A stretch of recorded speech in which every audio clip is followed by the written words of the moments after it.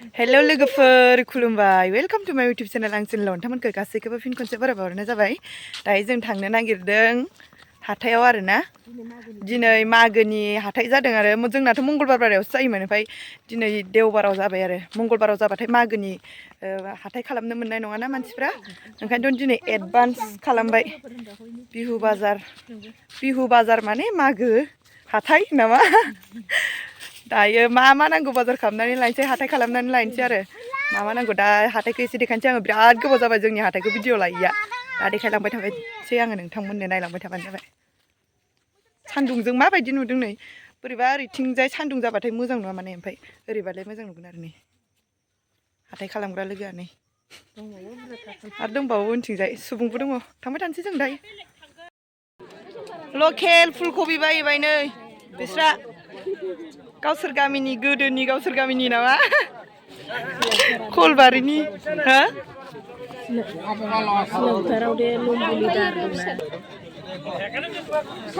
केजि 30 थाखानो लकेल फिसा फिसा मोनब्रै गाखोदों सेरसेयाव फिसा फिसा नालाय ओरैजाय मा दङ दिनै माने देवबार ना ओमफ्राय बेलेगथिंबो हाथाय दं नालाय फैजोबाखै ओइथिंजाय बायनोसै आंहा रिफाइन लांनि बिसानाव रिफाइनखौनो फार्स्ट लानोसै मोनसेयावलाय लिटारसे बेखौल' लागोन बेयाव ओमफ्राय मा लाबावनांगौथाय बेसे इयो पलिथिंआव 120 रिफाइन लाबाय आरो सिबिं लानो दंबावो सिबिं लायनोसै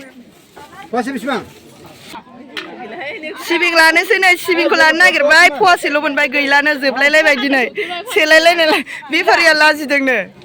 फवासेल' बेसे होन्दोंमोनलाय 40 थाखा फवा नैसो अरिजिनेल मालिकआ आदाय जाबायनो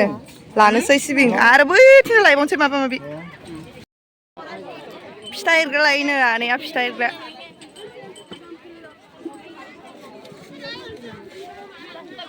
आं नङालै नै एदावग्राया नैसो मुख्रा गाननायासो गैयानो माथो अबे नुवाखै बेयाव गैया नै इथिं दं खोमाथ' इथिंजाय दिनै देवबार जे माने मुरि खेमाव हाथाय दङ बोरो गैयानो माथो माल तुई नाही देखुन सब आदाय हल नेকি खोस्लिथु नाय कतम हल आनिसेलाय माने गैलानो मोननाय नंला नोङो हाथायाव लेट फैनायनि नागिरनोसै ओरैजाय बेलेगथिंजाय बेयाव दंनो बेयाव अबे बैलाय नै बैदिखौनो नागिरदों बियो गुदुं ब्रे ब्रे गोनांखौनो दे बासि हरदो मानसि दंलै नै बेखौनो लायनो बेहा बैखौनो गुदुं गोनाङा मोजां जायोना दुकानि किमान itu etat kiman 100 होनदो मोनसेयाव बेसेनि हरगोनथाय अथ'नि 90 কৈছিলে এতিয়া 10 টকা বাঢ়িলে লগে লগে এই দোকানীটো দুখন লম আৰু কমাই দে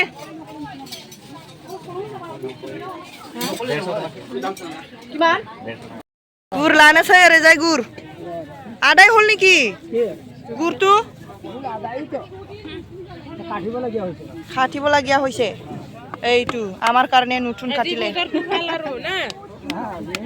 ভাল হৈছে ন গুৰৰ কাৰণে ইফালে আধা কেজি দিবি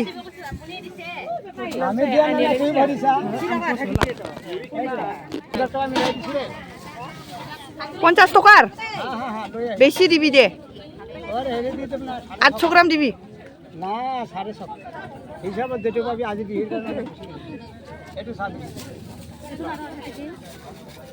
50 টাকা নি মিলে না নি হরবে 40 টাকা ন 50 সামরাম গুফুর লানি সামরাম গুফুর পলটিং দে দোকানি পলটিং নহরু बर'सो ए सामब्राम गुफुरनिनो हमनो हालाय आं बासिनि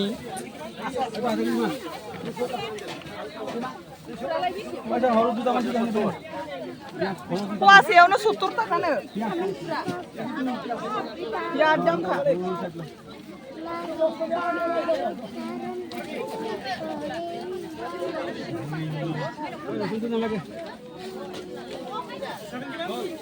आलु आलाय बेसे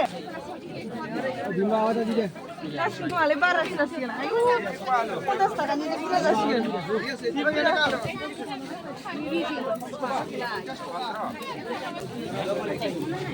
आलुबो लाखानोसै खोमा आलुआ माराम मारामथार आलु लालाना होमबा इयाव बेलेगाव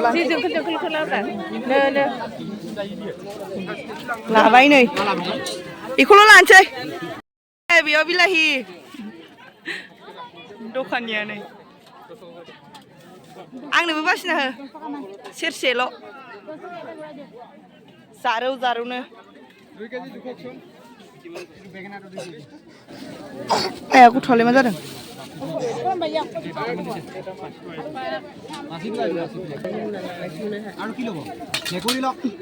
नै बेखौ सायाव बैथिंजाय जि मोजां दौदा ओमफ्राय ओरैसो नै नङाबा बिलाहि लानाया जाबाय नै ओरैजाय सासेनिया ओरै बासिबाय दं बेलेग लाहैबावनोसै दा फुलकबियालाय बेसे 30 थाखा दहायना बेसेमोनलाय 30 थाखामोन ना फुलकबि लागोन र' बेखौ सोग्रोनि फान्थाव गोखा लानोसै फान्थाव गोखा ये तोर দুজন আছে আমারও দুজন আছে 1 কেজি না লাগে দে আধা কেজি কে দিম ও বা আধা কেজি পোকা হৈ যাব নহলে পিছত आंना बिलाइया जाबाय फान्थाव गोखा लाबावनोसै ओरैजाय लानानै थांनोसै बारा गोबाव थाबाय थाला जोङो ओरैजाय न' मोनफैबाय लोगोफोर जिरायनानै लानोसै जि मेंखाबाय थांलाय फैलाय मोननैसो माल लानो थाखायनो जि थांलाय फैलाय ओमफ्राय मनाबो लाङाखैमोन ना मना लाङैनि मस्लाखौ मोनबोबाय जि गिलिर गिलिर थिखोनांबोबाय नै गिलिरथार नै मा लाबोखो सब जानाय लोंनाय गोजा आरोना नै ओमफ्रायो मागोआव फिथा सावनो थाखाय रिफाइन लाबोबाय ओमफ्राय मा लाबोबावखो नै बेवहाय आङो बे ब्लाउसखौ लानो होननानै सानाखैनोमोन आङो ओमफ्राय लाबोब्रबलाबायबाय आं नुनानै दानि फैनोसैगोन आङो गोसोम कालारनि आरोना ओमफ्रायो माबा आगर बायदि दं नै फट'खा ओमफ्राय ओरैनो गाननो होननानै लाबोबाय आं नै गांसे दानि फैनोसैगोन आं 200 लादों बेनो ख्रप सोग्रासो आरोना बिदि गुदाम गैया ओमफ्राय दायो दसे गोग्गोम जिरनानै लानोसै मेंबाय थिगसे एसे माल लानायावनो थाबायबोनायावनो माल थिखोबोनायावनो मेंबाय दायो आङो भिडिअखौ एसेयावनो दोनथ'नोसै लोगोफोर बाय बाय नेक्स्ट भिडिअआव थाबैनो लोगो मोनगोन मागोनि फिथा देनाय भिडिअ लाबोगोन